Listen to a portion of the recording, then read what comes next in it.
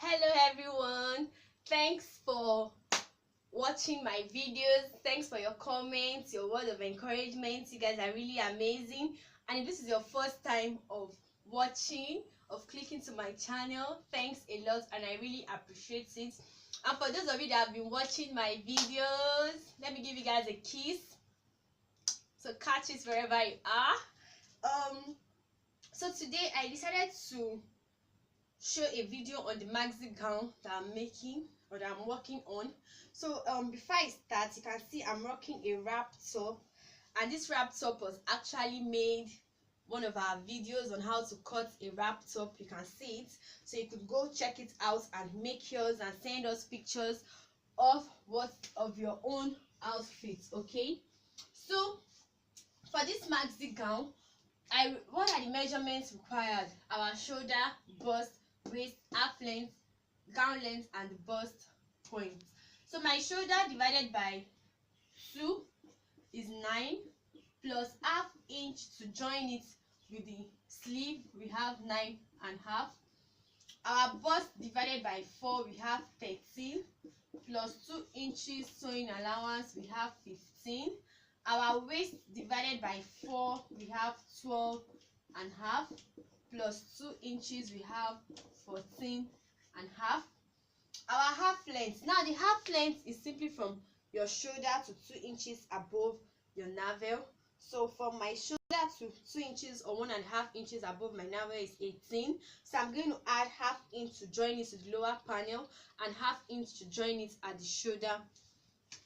So plus 1, I have 19.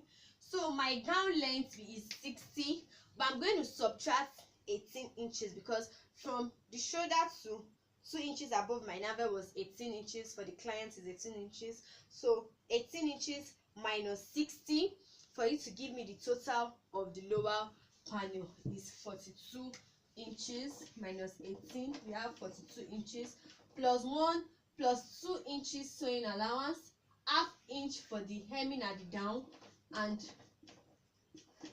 1.5 inch for the hemming at the down and half inch for the joining of the upper panel. Okay, so this is like a simple illustration of what a maxi gown looks like.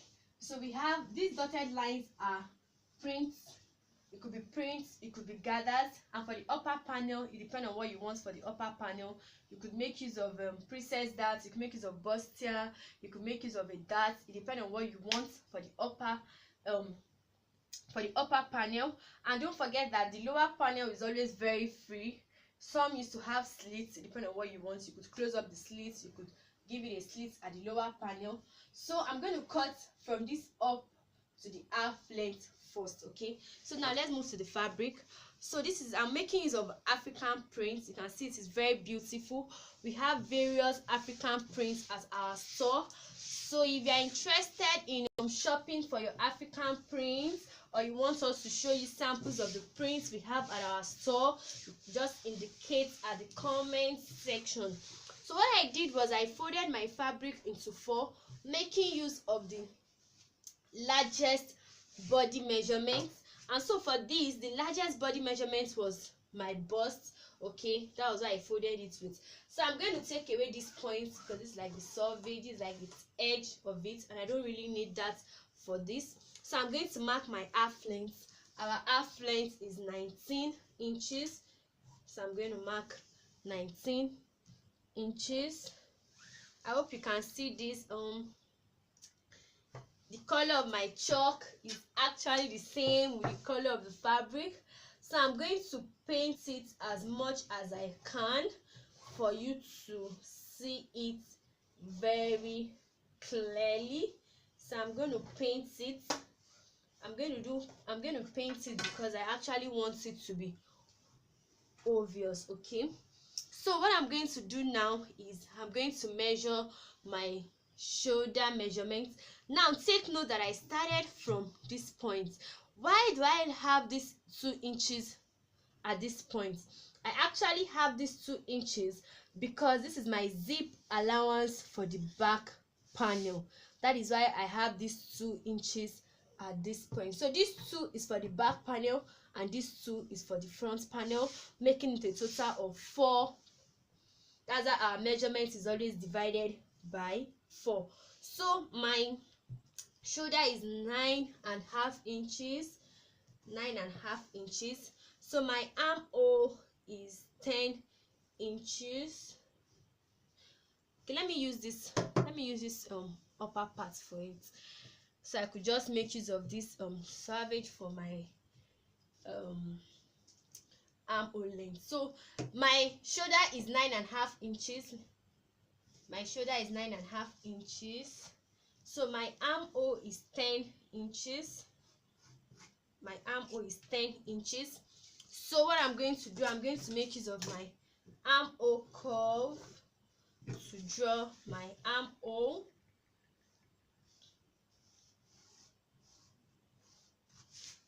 Oh, sorry. I'm going to draw my armhole. Okay. Now, having done that, don't forget to always take away 1 inch for your shoulder slant. That was why I decided to make use of this place, so I could just make use of this salvage for my shoulder slant, so I won't waste my fabric. So the bust measurement is 15 inches, but for this upper part, I'm going to make use of a princess dart. So I'm going to add extra 1 inch for my princess dart.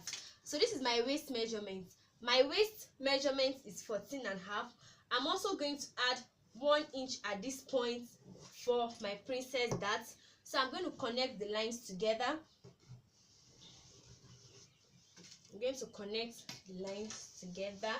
So for you to know how to cut a princess dart, I've done a video on how to cut a princess dart. I can link it on the notification box, so for you to have easy access to it. So for the neckline, I'm going to make use of 5 inches for the wideness. I'm going to make use of 5 inches, and for the deepness, I'm also going to make use of 5 inches. And because I want a round neckline, so I'm going to make use of my armhole curve, so I could get that round shape. Don't forget, we have different types of neckline. So the next thing I'm going to do now is to mark my princess dart.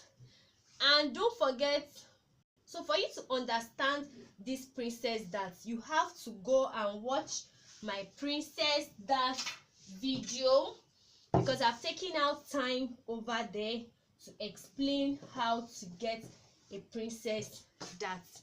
So I would advise you guys to kindly watch it for you to understand what I'm doing now at this moment. You have to go and watch my video on how to cut a princess dart. Okay, so now that I've done that, what I did was I took my shoulder measurement, I took the armhole, I took my neckline, and I marked my princess dart. So kindly go watch my video on how to cut a princess dart for you to understand what I did at this point and the outcome of a princess dart. So I'm going to cut. So after cutting it, I'm going to have something like this. So this is what I'm going to have, something like this for the upper part. You can see it for the front panel of the upper part. You can see it. It's as easy as A, B, C. So what I'm going to do now, I'm going to cut. So we are done with the upper panel. We are done with that already. So what I'm going to do now is I'm going to keep this and fold the lower part of it. So for me to get the lower part, don't forget that the lower part we have 44 inches. So I'm going to mark 44 inches. I'm going to check where I have 44 inches. So I have 44 inches at this point. Okay, so what I'm going to do now, Don't forget I said maxi gown is always very free at the lower side, so it actually depends on the number of fabrics or the meter of fabrics you're actually working with. So I'm just going to fold my fabric into two at this point. I will just fold my fabric into two so I could get one for the front panel and one for the back panel. Okay, so I'm going to open it up.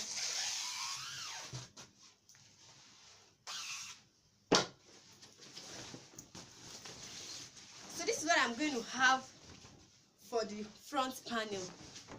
This one I'm going to work with for the front panel. So for this front panel, you could either print on it or you could do gathers.